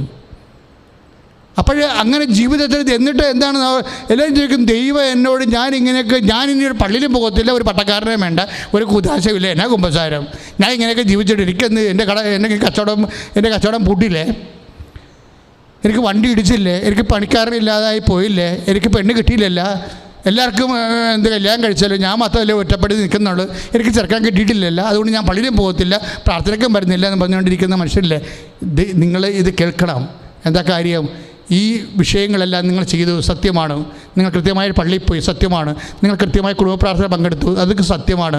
നിങ്ങൾ കൃത്യമായി ദാനധർമ്മം ചെയ്തു അത് സത്യമാണ്. പക്ഷേ ആ സത്യങ്ങളൊന്നും ചിലപ്പോൾ ഒരു ദൈവഹിതത്തിനെ പോലെ നിന്നെ വിശുദ്ധീകരിക്കാൻ പോകുന്ന സത്യമല്ല. അത് സത്യമല്ലെന്ന് ഞാൻ പറഞ്ഞില്ല. ദൈവഹിതത്തിനെ പോലെ നിന്നെ വിശുദ്ധീകരിക്കാനുള്ള ക്വാളിറ്റി ഉണ്ടാകത്തില്ല. ഒരു പക്ഷേ ദൈവം നിന്നെ സമ്പൂർണ്ണമായി വിശുദ്ധീകരിക്കാൻ ഉദ്ദേശിക്കുന്നുണ്ടെങ്കിൽ നിൻ്റെ അനിഷ്ടത്തിന്, നിൻ്റെ താല്പര്യങ്ങൾക്കെല്ലാം വ്യത്യസ്തങ്ങളായിട്ടുള്ള ദൈവ മനസ്സ് നീ സന്തോഷത്തോടെ നിറവേറ്റിയാൽ അവർ സത്യത്താൽ വിശുദ്ധീകരിക്കപ്പെടേണ്ടതിനെന്ന് ഈശോ പറഞ്ഞില്ലേ. ഈശോ വിശുദ്ധീകരിച്ചത് എന്താണ്? പരപിതാവിൻ്റെ മനസ്സ്. അപ്പാ അങ്ങയുടെ ഇഷ്ടമല്ല എൻ്റെ ഇഷ്ടമല്ല, അങ്ങയുടെ ഇഷ്ടം നിറവേറട്ടെ എന്ന് പറഞ്ഞപ്പോഴാണ് യേശു വിശുദ്ധീകരിക്കപ്പെട്ടത്. അതായത് ദൈവത്തിൻ്റെ ലെവലിലേക്ക്, ഒരു പക്ഷേ ആ ലെവലിനേക്ക് വലുതായിട്ട് കർത്താവ് ശരിക്കും നിങ്ങളും ഇതേപോലെ ചെയ്യണമെന്ന് പറഞ്ഞിട്ടുണ്ട് ഇല്ലേ. കാല് കഴുകാൻ ഈ ഗെത്സെമനിക്ക് മുമ്പ് കാല് കഴുകാൻ വേണ്ടി വന്നില്ലേ, അപ്പോൾ ഈശോ പറഞ്ഞതാണ് നിങ്ങളും ഇതുപോലെ ചെയ്യണമെന്ന്. ഞാൻ സത്യത്താൽ വിശുദ്ധീകരിക്കപ്പെട്ടതുപോലെ ഞാൻ എൻ്റെ പിതാവിൻ്റെ തിരുമനസ്സ് നിറവേറ്റിക്കൊണ്ട് അവൻ്റെ നാമത്തിലെ വിശുദ്ധിയുടെ പരമകാഷ്ഠയിൽ എത്തിയതുപോലെ നിങ്ങളും ദൈവഹിതം സ്വീകരിച്ചുകൊണ്ട്, ദൈവഹിതം അക്സെപ്റ്റ് ചെയ്തുകൊണ്ട് നിങ്ങളും വിശുദ്ധിയിലേക്ക്. അത് 13:15 യോഹന്നാൻ്റെ സുവിശേഷം 13:15. എന്തെന്നാൽ ഞാൻ നിങ്ങൾക്ക് ചെയ്തതുപോലെ നിങ്ങളും ചെയ്യേണ്ടതിന് ഞാൻ നിങ്ങൾക്കൊരു മാതൃക നൽകിയിരിക്കുന്നു. ഒരു വിശുദ്ധീകരണത്തിന് മാർഗദർശ എന്താണ്? അത് യേശുവാണ്. യേശുവിൻ്റെ മാതൃക എന്താണ്? ദൈവഹിതം നിറവേറ്റിയതാണ്. അതുകൊണ്ട് തന്നെ സ്വർഗസ്ഥനായ പിതാവെന്ന് പറയുന്നതാണ് ആ പ്രാർത്ഥനയാണ് വിശുദ്ധിയുടെ പ്രാർത്ഥന. നമ്മൾ കുമ്പസാരത്തിന് ജപം ചെല്ലും, മനസ്താപണം ചെല്ലും. പക്ഷേ ഏറ്റവും ക്ലീനായിട്ടുള്ള വിശുദ്ധിയുടെ പ്രാർത്ഥന എന്താണ്? സ്വർഗസ്ഥനായ ഞങ്ങളുടെ പിതാവേ, അങ്ങയുടെ നാമം പൂജിതമാകണമേ, അങ്ങയുടെ രാജ്യം വരണമേ, അങ്ങയുടെ തിരുമനസ്സ് സ്വർഗത്തിലെ പോലെ ഭൂമിയിലുമാകണമേ. കാര്യം അങ്ങയുടെ തിരുമനസ്സ് നിറവേറ്റിയാണ് യേശു അവർക്ക് വേണ്ടി ഞാൻ എന്നെ തന്നെ വിശുദ്ധീകരിക്കണമെന്ന് പറഞ്ഞ 17-19 വചനം വ്യാഖ്യാനിച്ചു തന്നത് നമുക്ക് ജീവിതം കൊണ്ട്. അത് നമ്മളും അതുപോലെ അനുവർത്തിക്കാൻ വേണ്ടിയാണ് 13:15 യോഹന്നാൻ പറയണത്. ഞാൻ ചെയ്ത പോലെ നിങ്ങളും അതുപോലെ തന്നെ ചെയ്യാൻ വേണ്ടി ഞാൻ നിങ്ങൾക്കൊരു മാതൃകയായിരിക്കുന്നു. വിശുദ്ധിയുടെ മാതൃക. തോബിയാസിൻ്റെ വിശുദ്ധിയുടെ മാതൃക നമുക്കറിയാം. പൗലോസ് അപ്പോസ്തലൻ പറഞ്ഞ 12:15 ഹെബ്രായ ലേഖനം വിദ്വേഷത്തിൻ്റെ പേര് വളർന്ന് അശുദ്ധരാകാൻ ആകാരിക സൂക്ഷിക്കാൻ പറഞ്ഞ മാതൃക നമുക്കറിയാം. ലെവയാർ 18:20 മ്ലേച്ഛതകളെ അവസാനിപ്പിച്ചുകൊണ്ട് ശാരീരികമായ ക്ലീൻനെസ് വിശുദ്ധിയുടെ മാതൃകയായിട്ടുള്ള മാതൃക നമുക്കറിയാം. ലെവയായുടെ വിശുദ്ധിയുടെ മാതൃകയല്ല പൗലോസ് അപ്പോസ്തലൻ്റെ വിദ്വേഷത്തിന് വേര് വളർന്ന അശുദ്ധരാകുന്ന വിശുദ്ധിയുടെ മാതൃകയല്ല. നമ്മൾ ഫോളോ ചെയ്യണത് യേശുക്രിസ്തുവിൻ്റെ വിശുദ്ധിയുടെ മാതൃകയാണ്. അതെന്താണ്? വിൽ ഓഫ് ഗോഡാണ്. Will of God. ദൈവത്തിൻ്റെ തിരുമനസ്സ് നിന്നെക്കുറിച്ച് എന്താണ്? നീ ജീവിതകാലം മുഴുവൻ കെട്ടാതെ നിൽക്കണം. പല കല്യാണം വന്ന് 55 കല്യാണം വന്ന് വെക്കണില്ല. അപ്പോഴെല്ലാവരും വരും കെട്ടെന്ന് പറയും. എന്തിനാണ്? നിന്നെ കെട്ടിച്ചിട്ട് നിൻ്റെ കാര്യത്തിൽ വേറെ പെണ്ണിനെ ഏൽപ്പിച്ച് അങ്ങോട്ട് വിടാൻ വേണ്ടി അവരുടെ തൽക്കാലത്തേക്കുള്ള ഉത്തരവാദിത്വം നിറവേറ്റും. അത് നാട്ടിനടപ്പനുസരിച്ച് ചെയ്യും. പക്ഷേ നീ പ്രാർത്ഥിക്കുന്ന വ്യക്തിയാണ്. നിൻ്റെ മനസ്സ് പരിശുദ്ധാന് പറയുന്നുണ്ട്, എൻ്റെ ജീവിതം എന്ന് പറയുന്നത് ഏകസ്ഥ ജീവിതമാണെന്ന് തോന്നിയാൽ നീ നാട്ടുകാരുടെ വർത്തമാനം കേട്ടിട്ട് ആരെയും ഇവിടെ പിടർക്ക് വെക്കരുത്. പണി കിട്ടാൻ സാധ്യതയുണ്ട്. എന്താ കാര്യം എന്ന് വെച്ച് കഴിഞ്ഞാൽ വിൽ ഓഫ് ഗോഡ് അറിയണം. നമ്മളെ വിൽ ഓഫ് ഗോഡ് ആരും പറയാതെ അറിയാൻ വേണ്ടി മാത്രം ഓട്ടോമാറ്റിക്കായിട്ട് നിൻ്റെ മനസ്സ് ടൂൺ ചെയ്തിരിക്കണം. അല്ലാത്തപ്പോഴാണ് പ്രശ്നം വരണത്. എല്ലാ കാര്യങ്ങളൊക്കെ നല്ലതായിരിക്കാം, പക്ഷെ അത് വിൽ ഓഫ് ഗോഡ് ആയിരിക്കത്തില്ല. നിൻ്റെ ജീവിതത്തിൽ നീ അഭിമുഖീകരിക്കുന്ന പല കാര്യങ്ങളും നല്ലതാണ്, റീസണാണ്. നിൻ്റെ ബുദ്ധി പറയാം it is good, it is right. ഒരു നേഴ്സ് പെണ്ണാണ്, കെട്ടിക്കോ, അവളുടെ കൂടെ കാനഡയിൽ പോകാമെന്ന് പറയും. അല്ലെങ്കിൽ നീ ജീവിതകാലം മുഴുവൻ ഇവിടെ കിടന്ന് വലയെന്ന് പറയും. എല്ലാവരും അത് പറയും. ചിലപ്പോൾ നല്ലതായിരിക്കാം, പക്ഷേ ഓട്ടോമാറ്റിക്കായിട്ട് ദൈവ പൈതൽ ഈ 70 കൊല്ലത്തെ ജീവിതമല്ല മനസ്സിൽ കാണുന്നത്. നമ്മൾ ദൈവത്തിന് എന്തിനാണ് വിശ്വസിക്കണത്? ഇവിടെ എങ്ങനെ വയറ്റിപ്പിഴപ്പിന് ജീവിക്കാൻ വേണ്ടിയാണോ? അല്ല. നമ്മളെന്തിനാണ് ദൈവത്തെ വിശ്വസിക്കണത്? ദൈവത്തിൻ്റെ കൂടെ നമുക്ക് നിത്യതയോളം ജീവിക്കാൻ വേണ്ടിയല്ലേ? ഈ നിത്യതയോളം നമ്മൾ ജീവിക്കാനുള്ള ഭക്ഷണം എന്ന് പറയുന്നത്, നിത്യതയ്ക്ക് വേണ്ടിയുള്ള ഭക്ഷണം എന്ന് പറയുന്നത് വിൽ ഓഫ് ഗോഡാണ്. ആ വിൽ ഓഫ് ഗോഡ്, ദൈവത്തിൻ്റെ മനസ്സ്, അത് നിറവേറ്റാൻ ഓട്ടോമാറ്റിക്കായിട്ട് നമുക്ക് സാധിക്കണം. കാര്യം ഒരു വിഷയം എടുക്കുമ്പോൾ അത് വിൽ ഓഫ് ഗോഡ് അല്ലെങ്കിൽ നമുക്ക് മനസ്സിൽ ഉടനെ എന്തോ ഒരു കടിച്ച് ഇങ്ങനെ ഈ എയർ ബ്രേക്കില്ലേ, ബ്രേക്ക് ക്ലച്ച് കടിച്ചെന്നൊക്കെ പറയത്തില്ലേ, അതുപോലെ അങ്ങോട്ടും ഇല്ല ഇങ്ങോട്ടും ഇല്ല നിൽക്കും. ഈ ബ്രേക്ക് കടിച്ചെന്നൊക്കെ പറയും. നമ്മൾ ക്ലച്ചല്ല, ബ്രേക്ക് കടിച്ചെന്നൊക്കെ പറയും. അതുപോലെ നിൽക്കും അങ്ങോട്ടും ഇങ്ങോട്ടും. നീ പ്രെയർ ചെയ്യുമ്പോൾ എപ്പോഴും ശ്രദ്ധിക്കേണ്ട ഇതാണ്, ദൈവമേ വിൽ ഓഫ് ഗോഡ് എന്തായാലും പെട്ടെന്ന് മനസ്സിലാക്കാനുള്ള കൃപയിലേക്ക് എന്നെ വളർത്തണമേ എന്ന്. കാര്യം അതിന് ആരും പ്രത്യേകിച്ച് വന്ന് പറയേണ്ട കാര്യമൊന്നുമില്ല. അത് ഓട്ടോമാറ്റിക്കായിട്ട് ആ ദൈവപൈതലിന് ഓൺ പ്രോസസ്സിന് മനസ്സിലാകും. ആന്തരിക ബുദ്ധിയിൽ ആന്തരിക ചൈതന്യത്തിൽ മനസ്സിലാകും. ആ വിൽ ഓഫ് ഗോഡാണ് ഒരു വ്യക്തി. ഇപ്പം ഞങ്ങൾ പറഞ്ഞില്ലേ, ഞങ്ങൾ ബ്രഹ്മചാരികളായിട്ട് ജീവിക്കുന്നു. ബ്രഹ്മചാര്യം കൊണ്ട് ഒന്നും സ്വർഗം നേടാനൊന്നും പറ്റത്തില്ല, നമുക്കറിയാം. സിസ്റ്റേഴ്സ് ഉണ്ട്, അവരെല്ലാം കന്യയായിട്ട് ജീവിക്കുന്നു. ആ കന്യകത്വം കൊണ്ട് സ്വർഗം നേടാൻ പറ്റുമെന്നുള്ള, സ്വർഗം നേടാനല്ല, മഹത്വപൂർണമായ മഹത്വ പ്രവാഹത്തിൽ. കാര്യം ഞാൻ അമ്മ പരിശുദ്ധമ്മയെ നേരിട്ട് കണ്ട ആളാണ്. അതുകൊണ്ട് എനിക്കറിയാം ഇത് എന്താ സംഭവിക്കണമെന്ന്, സ്വർഗം എന്താണെന്നൊക്കെ വ്യക്തമായിട്ട് അറിയാം. അതുകൊണ്ടാണ് ഞാൻ ഇങ്ങനെ സംസാരിക്കുന്നത്. കാര്യം നമ്മൾ യഥാർത്ഥ സത്യം അറിഞ്ഞു കഴിഞ്ഞാൽ നമ്മൾ എന്ത് വിൽ ഓഫ് ഗോഡ് ഏറ്റെടുക്കാൻ തയ്യാറാകും. എന്തുകൊണ്ടാണ് മനുഷ്യൻ വിൽ ഓഫ് ഗോഡ് എടുക്കാത്തത്? ദൈവ ഇഷ്ടത്തിന് ഒരു മനുഷ്യന് മഹത്വീകരിക്കപ്പെടുന്ന എന്താണ്? അവനെ വിശുദ്ധീകരിക്കപ്പെടുന്നതാണ്. അവനെ വിശുദ്ധീകരിക്കപ്പെടുന്ന എന്താണ്? അത് അവൻ വിൽ ഓഫ് ഗോഡ് എടുക്കുന്നതാണ്, ദൈവ തിരുമനസ് എടുക്കുന്നതാണ്. അപ്പോൾ ദൈവ തിരുമനസ് എടുത്തു കഴിഞ്ഞാൽ നമുക്ക് അല്പം പോലും മനസ്സിൽ പരിശുദ്ധാത്മ ഉള്ളത് കാരണം ചാഞ്ചല്യം തോന്നത്തില്ല. ആരെല്ലാം എന്തെല്ലാം പറഞ്ഞാലും നമുക്ക് ചാഞ്ചല്യം തോന്നത്തില്ല. ഞാൻ ചെയ്ത ശരിയാണ്, അതിനിങ്ങനെ തന്നെ ഭവിഷ്യത്തൊക്കെ ഉണ്ടാകും, അത് ഞാൻ അനുഭവിക്കാൻ തയ്യാറാണ്. എൻ്റെ കർത്താവ് വിൽ ഓഫ് ഗോഡ് എടുത്തുകൊണ്ടാണ് ഈ പരുവത്തിലായിപ്പോയത്. പരപിതാവിൻ്റെ ഇഷ്ടം നിറവേറ്റത് കൊണ്ട് കർത്താവിന് ജാമ്യത്തിലാരും വിട്ടില്ല, പിടിച്ച് കുരിശത്തിറക്കേണ്ടത് ചെയ്തത്. പക്ഷെ അതിൻ്റെ ഉള്ളിൽ യെശയ്യാ പ്രവാചകൻ പറയും, അവൻ ഹോമബലിയായി സമർപ്പിക്കുമ്പോൾ തന്നെ അവൻ്റെ രക്തത്തിൽ പിറക്കാൻ പോകുന്ന അനന്തര തലമുറയെ കണ്ടിട്ട് അവൻ പ്രത്യാശ നിർഭരമായ മനസ്സാണ് കുരിശിൽ കർത്താവ് അനുഭവിച്ചതെന്ന്. ആ വില്ല് ഓഫ് ഗോഡ് എടുക്കുമ്പോൾ പ്രത്യാശ മനസ്സിലുണ്ടാകും. വില്ല് ഓഫ് ഗോഡ് എടുക്കുന്ന എല്ലാവർക്കും വിശുദ്ധീകരണത്തിൻ്റെ ഒരു അറിവടയാളമാണ് പ്രത്യാശ എന്ന് പറയുന്നത്. ദൈവത്തിലെ എന്തെങ്കിലും കാര്യത്തിന് നീ എന്നാണ് ക്രിസ്ത്യാനിയാകണം എന്ന് ചോദിച്ചാൽ, എന്ന് നീ പരിഭവം അവസാനിപ്പിക്കുന്നു, പരാതികൾ അവസാനിപ്പിക്കുന്നു, എന്ന് നിനക്ക് വന്നിരിക്കുന്ന വിഷയങ്ങളെ വില്ല് ഓഫ് ഗോഡായിട്ട് എടുത്തിട്ട് ആന്തരിക സന്തോഷമുണ്ടാകുന്നു, അന്ന് നീ ദൈവപൈതലായി മാറും. പ്രാർത്ഥിക്കുക. കർത്താവായ ദൈവമേ, എൻ്റെ ജീവിതത്തിലെ വിശുദ്ധിയുടെ മാനദണ്ഡമായി എൻ്റെ ഈശോ ഏറ്റെടുത്ത ദൈവ തിരുമനസ് നിറവേറ്റാനുള്ള ആത്മീയ അഭിഷേകം എനിക്ക് നൽകണമേ.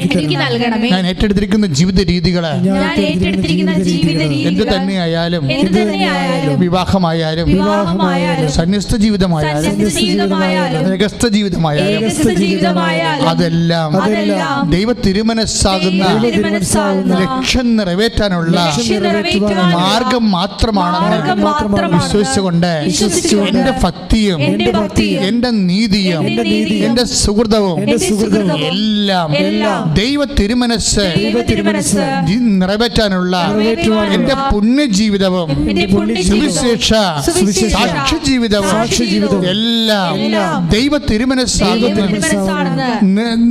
തിരുമനസ് നിറവേറ്റാനുള്ള മാർഗമാണ്. ലക്ഷ്യമെന്ന് പറയുന്നത് ദൈവ തിരുമനസ്സാണ്, അത് നിറവേറ്റുന്നതാണെന്ന് ആഴമായി എന്നെ ബോധ്യപ്പെടുത്തണമേ. ഹല്ലേലൂയ. അത് വിശ്വാസപ്രമാണം ചെല്ലണം, അല്ലെങ്കിൽ സ്വർഗസ്ഥനായ പിതാവ് ചെല്ലിയാൽ മതി. രോഗമുള്ളിടത്ത് കർത്താവ് ഇപ്പോൾ നിങ്ങളെ സുഖപ്പെടുത്തുന്ന സമയമാണ്. രോഗമുള്ളിടത്ത് തൊണ്ടരോഗമുള്ളവരുണ്ടാവും, ടോൺസൈറ്റ് രോഗികൾ, തൈറോയ്ഡ് രോഗികളൊക്കെ തൊണ്ടരോഗം, നെഞ്ചുവേദനക്കാർ, കരരോഗികളൊക്കെ നെഞ്ചിൽ കൈവെക്കണം. ഉദരരോഗികൾ, പിസ്റ്റുല രോഗികൾ, PCOD രോഗികൾ, ഗർഭസ്ഥ ശിശു ഉള്ളവർ, അവന് തൂക്കമില്ലാത്തവർ, ഗർഭസ്ഥ ശിശുവിനെ ഹൃദയസ്പന്ദനം കുറഞ്ഞിട്ടുള്ളവർ, വെയിറ്റ് കുറവാണെന്ന് പറഞ്ഞിട്ടുള്ളവരെല്ലാം ഗർഭിണികളെ അടിവയറ്റ് കൈവെക്കണം. പിസ്റ്റുല രോഗികൾ, അൾസർ രോഗികളൊക്കെ എല്ലാം അടിവയറ്റ് കൈവെക്കണം. വ്യത്യസ്തങ്ങളായ സ്രാവ രോഗികളുണ്ട്. ദ്വാരങ്ങളിൽ നിന്നൊക്കെ പഴുപ്പും ചോരയൊക്കെ എപ്പോഴും പുറത്തു വരുന്ന സ്രാവരോഗികൾ, അവരെല്ലാം ഇപ്പം സമർപ്പിച്ച് പ്രാർത്ഥിക്കുന്ന സമയമാണ്. അവരെ സന്തോഷത്തോടെ സ്വർഗസ്ഥനായ പിതാവ് ചൊല്ലിക്കൊണ്ടിരുന്നാൽ മതി. കർത്താവ് അവരെ സ്പർശിച്ച് സുഖപ്പെടുത്തും. വിവാഹം ഒത്തുവരാത്തവരുണ്ട്, കുഞ്ഞുങ്ങളില്ലാത്തവരുണ്ട്, വീടില്ലാത്തവർ, അതുപോലെ തന്നെ ജോലിയില്ലാത്തവർ, വിദേശ ജോലി നഷ്ടപ്പെട്ടിട്ട് അവിടെ സാലറി ഇല്ലാതെ ജീവിക്കുന്നവരുണ്ട്, ഇവിടുന്ന് പോകാൻ വേണ്ടി പാടുപെടുന്നവരുണ്ട്. ലോക്ക്ഡൗൺ ആയത് കാരണം സമയത്ത് യൂണിവേഴ്സിറ്റിയിലോ എത്തിച്ചേരാൻ പറ്റാത്തവരുണ്ട്. അവരെല്ലാം ഈ സമയത്ത് ഓർക്കുകയാണ്, നിങ്ങൾ ആ ഉദ്യമങ്ങളിൽ നിന്ന് പിന്തിരിയരുത്. കൃപാസനത്തിൻ്റെ അമ്മ നിങ്ങളെ പ്രാർത്ഥിച്ച് നിങ്ങളുടെ യഥാർത്ഥ ലക്ഷ്യങ്ങളെത്തിക്കും. ഉദ്യമങ്ങളിൽ നിന്ന് പിന്തിരിയണ്ട, ഞങ്ങളിവിടെ നിങ്ങൾക്ക് വേണ്ടി പ്രാർത്ഥിക്കുകയാണ്. പുതിയ കോഴ്സ് ആരംഭിച്ചിട്ടുള്ളവരുണ്ട്, പുതിയ കോഴ്സിന് വേണ്ടി അഡ്മിഷന് വേണ്ടി പരിശ്രമിക്കുന്നവരുണ്ട്. അവരെല്ലാം ഞങ്ങൾ ഈ സമയത്ത് ഓർക്കുന്നു. പുതിയ പരീക്ഷ എഴുതുന്നവർ, റിസൾട്ട് പ്രതീക്ഷിക്കുന്നവരുണ്ട്, പുതിയ കോഴ്സിന് അഡ്മിഷൻ പ്രതീക്ഷിക്കുന്നവരുണ്ട്. അവരെല്ലാം ഞങ്ങൾ ഈ സമയത്ത് ഓർക്കുന്നു. നിങ്ങൾ സന്തോഷമായിട്ടിരിക്കണം. 10,000 പ്രാർത്ഥിച്ചിട്ടുള്ള, ഇപ്പോഴും ഉടമ്പടിയിൽ പ്രാർത്ഥിച്ചുകൊണ്ടിരിക്കുന്ന വലിയ ദൈവസന്നിധാനത്തിലാണ്. ഇക്കാര്യങ്ങളിൽ മനുഷ്യൻ്റെ വേദനയും ബുദ്ധിമുട്ടുകളും രോഗങ്ങളും ജീവിത ഭാരങ്ങളും എല്ലാം പരിശുദ്ധ അമ്മ വഴി ഈശോ ഏറ്റെടുക്കുന്ന ഒരു വലിയ അൾത്താറയിൽ നിന്നാണ് ഈ പ്രാർത്ഥന നിങ്ങൾക്ക് വേണ്ടി ദൈവദുരസ്ഥനിലേക്ക് അർപ്പിക്കപ്പെടുന്നത്. കുടുംബ സമാധാനം നഷ്ടപ്പെട്ടവരെ ഞങ്ങൾ ഓർക്കുന്നുണ്ട് ഇപ്പോഴേ. അതുപോലെ തന്നെ മക്കളെ പ്രതി വേഗലവ അനുഭവിക്കുന്നവർ, പ്രേമങ്ങളെ അകപ്പെട്ടിരിക്കുന്നവർ, അതുപോലെ പ്രേമച്ചതിയിൽപ്പെട്ടവർ, പ്രേമത്തിൽ പിരിഞ്ഞിരിക്കുന്ന കാരണം ഭയങ്കരമായ സങ്കടങ്ങളിലും തകർച്ചയിലും വേദനിക്കുന്നവരുണ്ട്. പച്ച മലയാളത്തിൽ പറഞ്ഞു കഴിഞ്ഞാൽ തേക്കപ്പെട്ടവരുണ്ട്, ശാരീരിക ബന്ധം കഴിഞ്ഞതിന് ശേഷം ഉപേക്ഷിക്കപ്പെട്ടവരുണ്ട്. ഒരു വെന്തുനീറി കുടുംബങ്ങളിലും സ്വന്തം വീട്ടിലും ആത്മഹത്യയെക്കുറിച്ച് പോലും ചിന്തിക്കുന്നവരുണ്ട്. അങ്ങനെ എല്ലാവരും ഞങ്ങൾ ഈ ആൾക്കാരെ ഓർക്കുകയാണ്. നിങ്ങളെ ഇപ്പോഴും അമ്മ നിങ്ങൾക്ക് വേണ്ടി മധ്യസ്ഥം വഹിക്കും. മക്കളെ വിഷമിക്കരുത്, ഒരു കാരണവശാലും തേങ്ങരുത്. ഇത് 24 മണിക്കൂറിനുള്ളിൽ നിങ്ങളുടെ വിഷയത്തിൻ്റെ മേലും ദൈവികമായ ഇടപെടലുണ്ടാകും. ഞങ്ങളതിനു വേണ്ടിയാണ് ഈ ആരാധന നടത്താൻ പോകുന്നത്. ഇപ്പോഴും നിങ്ങൾക്ക് വേണ്ടി പ്രാർത്ഥിക്കാൻ പോകുന്നത്. കടം കയറി മുടിഞ്ഞവരുണ്ട്, അവരെല്ലാം നിങ്ങളവർക്ക് എങ്ങനെ ഞാൻ വീട്ടുമെന്നൊക്കെ നിങ്ങൾ ചിന്തിക്കും. പക്ഷെ കോടികളെ വീട്ടിട്ടുള്ളൊരു സ്ഥലത്താണ് ഞങ്ങൾ പ്രാർത്ഥിക്കുന്നത്. ഇവിടെ കോടികളെ കടങ്ങളെ വീട്ടിട്ട് തിരിച്ചു വന്ന് നന്ദി പറഞ്ഞിട്ടുള്ള സ്ഥലത്താണ് ഞങ്ങൾ നിൽക്കുന്നത്. അമ്മ പ്രത്യക്ഷപ്പെട്ട ഇടത്തു നിന്നാണ് ഞങ്ങൾ പ്രാർത്ഥിക്കുന്നത്. അതുകൊണ്ട് എൻ്റെ മക്കൾ സന്തോഷമായിട്ടിരിക്കണം. അതുപോലെ തന്നെ അകത്ത് ശരീരത്തിൻ്റെ ഉള്ളിലെ സിസ്റ്റ് രോഗികൾ, ക്യാൻസർ രോഗികൾ, ശ്വാസകോശം മുഴുവൻ കോവിഡായി പോയവർ, കോവിഡ് കഴിഞ്ഞതിന് ശേഷവും ശ്വാസമെടുക്കും പ്രയാസമുള്ള രോഗികൾ, അവിടെ ശ്വാസകോശം കഴുകപ്പെടുന്ന സമയമാണ്. നെഞ്ച് കൈവച്ചാൽ മതി നിങ്ങൾ. അവിടെ ശ്വാസകോശം കഴുകപ്പെടുന്ന സമയമാണ്. നിങ്ങൾ ആരെങ്കിലും വെന്റിലേറ്ററായിട്ട് ബോധക്കേട് വന്നു പോയിട്ടുണ്ടെങ്കിൽ നിങ്ങൾ അവർക്ക് വേണ്ടി, നിങ്ങളുടെ ബന്ധുക്കൾക്ക് വേണ്ടി നെഞ്ചത്ത് കൈവച്ച് പ്രാർത്ഥിച്ചാൽ മതി. അവർ ICUവിലായാലും വെന്റിലേറ്ററായാലും ഇപ്പോഴും കർത്താവ് സ്പർശിക്കും അവരെ. കർത്താവേ, നിൻ്റെ അമ്മ പരിശുദ്ധമ്മ ദേവമാതാവ് പ്രത്യക്ഷപ്പെടാൻ വേണ്ടി ഈ അൾത്താർ നീ തിരഞ്ഞെടുത്തതാണ്. തീർച്ചയായിട്ടും ഈശോ, ഈ അൾത്താരെക്കുറിച്ച് നിനക്ക് സ്വപ്നങ്ങളുണ്ട്. ഈ അൾത്താറിൽ ആശ്രയിക്കുന്നവരെക്കുറിച്ച് നിനക്ക് സ്വപ്നങ്ങളുണ്ട്. കർത്താവ് നിൻ്റെ വലതുകരം നീട്ടണമെന്ന് പ്രാർത്ഥിക്കുന്നു. കർത്താവ് നിൻ്റെ പൗരോഹിത്യത്തെ അങ്ങ് മഹത്വപ്പെടുത്തണമെന്ന് പ്രാർത്ഥിക്കുന്നു. കർത്താവ് സഭയിലുള്ള സാന്നിധ്യം പ്രകടമാക്കണം പ്രാർത്ഥിക്കുന്നു. എൻ്റെ കർത്താവിൻ്റെ ഉന്നതമായ നാമത്തിൽ 35 വർഷത്തെ പൗരോഹിത്യം കൊണ്ട് ഞാൻ ശുശ്രൂഷിച്ച എൻ്റെ കർത്താവിൻ്റെ ഉന്നതമായ നാമത്തിൽ സഭയുടെ അധികാരത്തെ കുറിച്ചിൻ്റെ അടയാളത്തിൽ ദൈവശക്തിയാൽ ഇപ്പോൾ ആരെല്ലാം പ്രാർത്ഥിക്കുന്നു അവരെല്ലാം ദൈവത്തിൻ്റെ ശക്തിയും ദൈവത്തിൻ്റെ സൗഖ്യവും അനുഭവിക്കട്ടെ.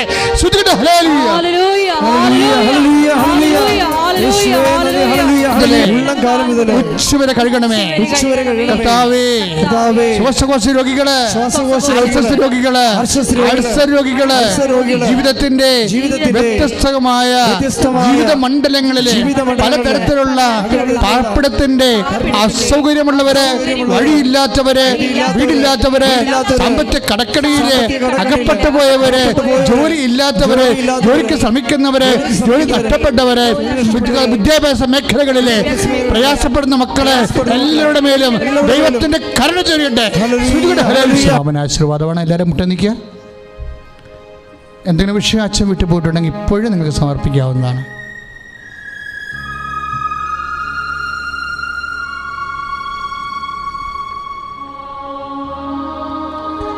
നാളെ മുതൽ വൈകുന്നേരം 6 മണിക്ക് പരിശുദ്ധ കുർബാനയും, ഇപ്പോഴേ ഹൃദയത്തിൻ്റെ മാസമാണ്, പരിശുദ്ധ കുർബാനയോട് ചേർന്ന് തിരുഹൃദയ ദിവ്യകാരുണ്യ ആരാധന 6 മണി തൊട്ട് 7:30 മണി വരെയാണ് സമയം. ശ്രദ്ധിക്കുക, എല്ലാവരും പങ്കെടുക്കേണ്ടതാണ്. പങ്കെടുത്ത് അനുഗ്രഹം പ്രാപിക്കണം. നമ്മുടെ ഈ കോവിഡ് സമയത്ത് നമുക്ക് ദൈവം മാത്രമേ ഉള്ളൂ എന്നുള്ള തിരിച്ചറിവ് ലോകത്തെ എല്ലാം കിട്ടി. പക്ഷെ കിട്ടിയതുകൊണ്ട് മാത്രമായില്ല, അത് ദൈവത്തിന് കൂടി മനസ്സിലാക്കണം. നമ്മുടെ ആശ്രയത്തിൽ നിന്ന് കിട്ടുന്ന അവസരങ്ങളെല്ലാം ശ്രദ്ധിക്കുക. നാളെ മുതൽ 6 മണി വൈകുന്നേരം 6 മണി തൊട്ട് 7 മണി വരെ, 7:30 മണി വരെ പരിശുദ്ധ കുർബാനയും തിരുഹൃദയ ദിവ്യകാരുണ്യ ആരാധനയുമാണ് കൃപാസ്ഥാനത്ത് നിന്ന് ലൈവായിട്ട് ലഭിക്കുന്നത്. എല്ലാവരും അത് കേട്ട് ആ ശുശ്രൂഷയിൽ പങ്കെടുത്ത് അനുഗ്രഹം പ്രാപിക്കേണ്ടതാണ്. നമുക്ക് സമാപന ആശീർവാദം സ്വീകരിക്കാം.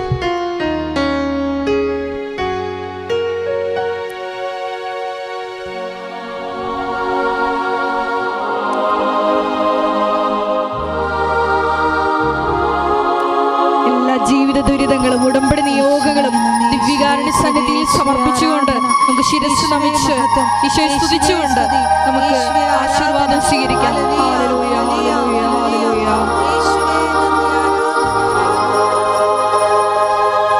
പരിശുദ്ധ പരമമാ ദിവ്യകാരുണ്യമേ, ഇന്നുമെന്നും അങ്ങേക്കാരാധന. പരിശുദ്ധ പരമമാ ദിവ്യകാരുണ്യമേ,